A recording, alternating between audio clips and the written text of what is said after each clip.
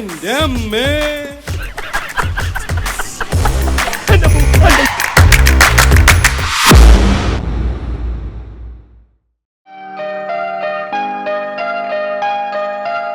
എടാ ഇവൻ ആമ്പറ അടിച്ചിട്ട് പോലെ ഒന്നും പറയുന്നില്ല. എടാ മോനെ, നീ ആരാണ്, എന്താണ്, ഊരും കൂടി എവിടെയാണ്, കാശപ്പ തരും, എത്ര നേരമാണോ ചോദിക്കുന്നു, എന്തെങ്കിലും ഒന്ന് പറയടാ. അപ്പൊ മുതലാളിക്ക് ഇത്ര നേരമായിട്ട് മനസ്സിലായില്ലേ? ഇവൻ പൊട്ടനാണ് മുതലാളി. ചതിച്ചോ ദൈവമേ? ഇവൻ ആംഗ്യ ഭാഷ മനസ്സിലാവൂ. ദേ നോക്കിക്കോ. യവ യവ യവ യവ കണ്ട, ഇവൻ ബദിരനും മൂങ്ങനുമാണ്.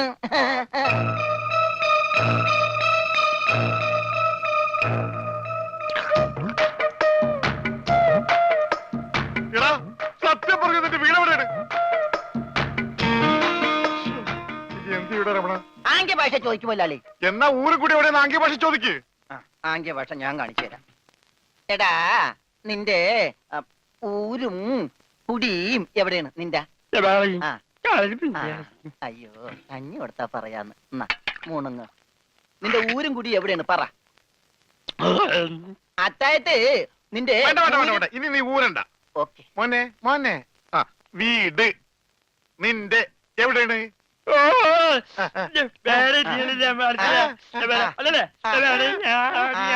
മോലാളിന്റെ വീട് എവിടെയാണെന്ന്? ചുടുകാട്ടിൽ. എനിക്ക് വീടില്ല.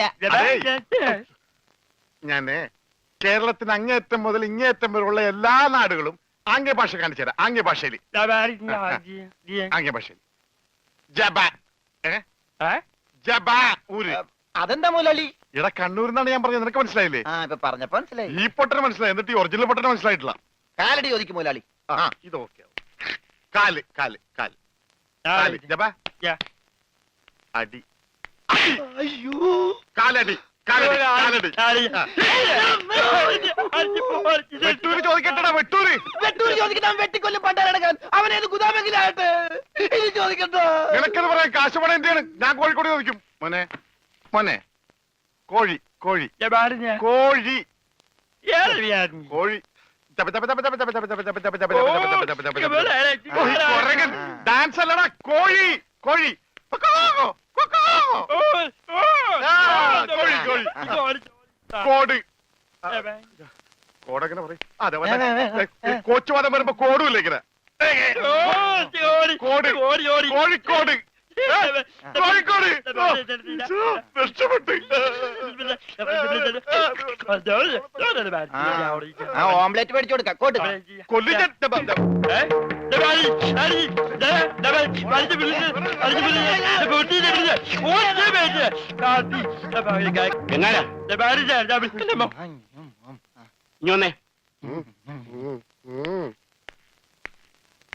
നിന്നോട് സ്റ്റേഷനിലേക്ക് ചെല്ലാൻ എസ് ഐ പറഞ്ഞു. എന്താ കാര്യം? നിനക്ക് കടലിൽ നിന്ന് എന്തോ സാധനം കിട്ടിയെന്ന് അറിഞ്ഞു.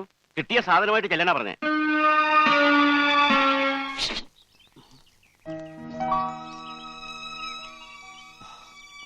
ഒരു ചിത്രകാരന്റെ ഭാഷയെ പറഞ്ഞ നക്ഷത്രത്തിളക്കമുള്ള കണ്ണുകൾ, നില പൊഴിക്കുന്ന ചുണ്ടുകൾ, മാൻപേടകൾ കൊമ്പുരുസി രമിക്കാൻ കൊതിക്കുന്ന മൂക്കുകൾ. ഓഫീസിലേക്ക് ഈ കോലത്തിലാ? അയ്യേ, ഇതെന്ത് കോലം? ഞാനെന്താ ഇങ്ങനെ? ഓ, മനസ്സ് മുഴുവൻ കൺസ്ട്രക്ഷന്റെ മൂടായതുകൊണ്ട് എനിക്കൊന്നും ഓർമ്മയില്ല. ഞാനിപ്പോ തന്നെ റെഡി ആയി പോക്കണം.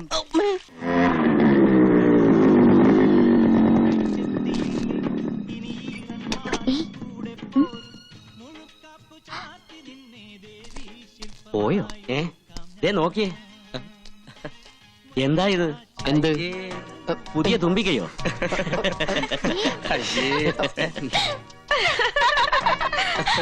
സംഗതി കൊള്ളാം. മാജിക് കാരനാണോ? അങ്ങനെയൊന്നുമില്ല. ഉടുത്ത ലുങ്കി ഇത് കുറെ ഉണ്ടല്ലോ. വേണോ?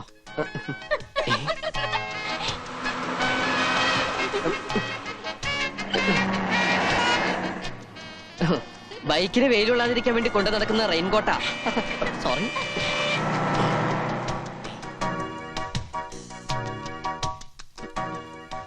ഒന്ന് നോക്കിയോണേ.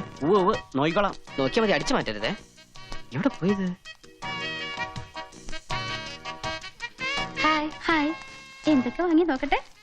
ഞാൻ കണ്ടുപിടിക്കില്ലാന്ന് കരുതിയല്ലേ? ഏയ് മിസ്സിസ് മേനോൻ, അസലീലും വരച്ച് കാണിച്ചതും പോലെ പുറകെ കൂടി ശല്യം ചെയ്യുന്ന വൃത്തികെട്ടവനെ. അപ്പൊ 5 സ്റ്റാർ ഹോട്ടലിലെ കുക്കാണ് ഗോപാലകൃഷ്ണൻ അല്ലേ? അതെ. പക്ഷേ കണ്ടാൽ അങ്ങനെ തോന്നില്ല, സപ്ലയർ ആണെന്നേ പറയൂ. മോളു come here. Yeah. നല്ല അനുസരണമുള്ള കുട്ടി. പിന്നെ നീ ഇടയ്ക്കിടയ്ക്ക് പറയാറില്ലേ ഒരു ജോലിക്കാരന്റെ കാര്യം? ഇനി അതിന്റെ ആവശ്യമില്ല. ഞാനതല്ലോ അയൽപക്കത്തെ നെയ്ബറാ. ഈ കൃഷ്ണൻ വെറും കൃഷ്ണൻ അല്ലാട്ടോ, ഗോപാലകൃഷ്ണൻ. പേരിലെന്തിരിക്കുന്നോടോ? ഈ ഗോപാലൻ വെറും ഗോപാലൻ അല്ലാട്ടോ, ഗോപാലകൃഷ്ണൻ. എന്ത് പണ്ടാരെങ്കിലും ആവട്ടടോ. ഇനിയിപ്പോ ഗോപാലകൃഷ്ണൻ മാറ്റി അമിതാഭ് ബച്ചൻ നിട്ടാലോ. നീ ഹോട്ടലിൽ പണിക്കാരൻ തന്നെയല്ലേ? പൊറാട്ടടി പ്ലേറ്റുകൾ, പൊറാട്ടടി പ്ലേറ്റുകൾ. അത് ചേച്ചി വെറും ഹോട്ടലല്ല, 5 സ്റ്റാർ ഹോട്ടലാ. പിന്നെ ഈ കാറ്ററിംഗിൽ ഫസ്റ്റ് റാങ്ക് ഉണ്ട്. പിന്നെ കോണ്ടിനെന്റൽ ഫുഡ് മേക്കിംഗിൽ സ്പെഷ്യലിസ്റ്റ് ഞാൻ. പാചകം പഠിപ്പിക്കാനും പ്രത്യേക സ്ഥലങ്ങളുണ്ടെന്നോ? പാചകം മാത്രമല്ല, പ്ലേറ്റ്, സ്പൂണ്, ഫോർക്ക്. ഫോർക്കല്ല, ഫോർക്ക്. മുള്ള ഇതൊക്കെ സെറ്റ് ചെയ്യാ.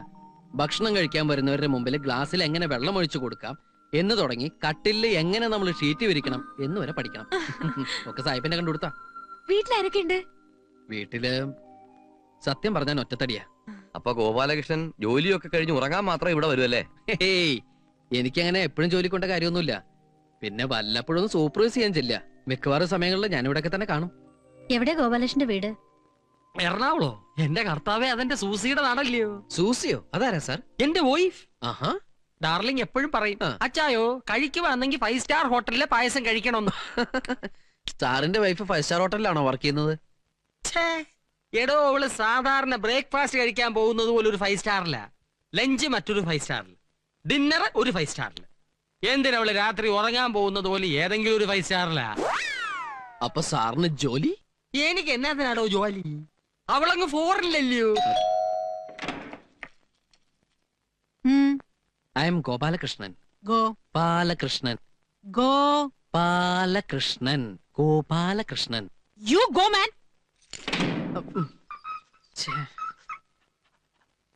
അകത്തിരിക്കേണ്ടത് പുറത്തും പുറത്തിരിക്കേണ്ടത് അകത്തും. ഓരോ യോഗേ. ഇവിടുത്തെ പങ്ക് നീ കുടിച്ചോ.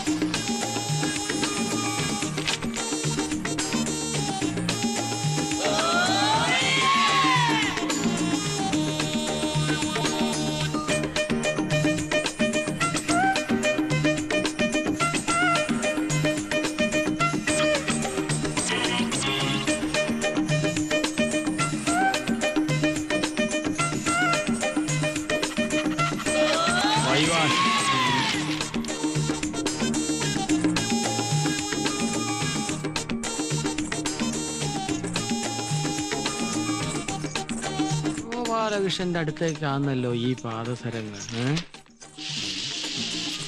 Hi, welcome welcome welcome, hearty welcome, hearty welcome.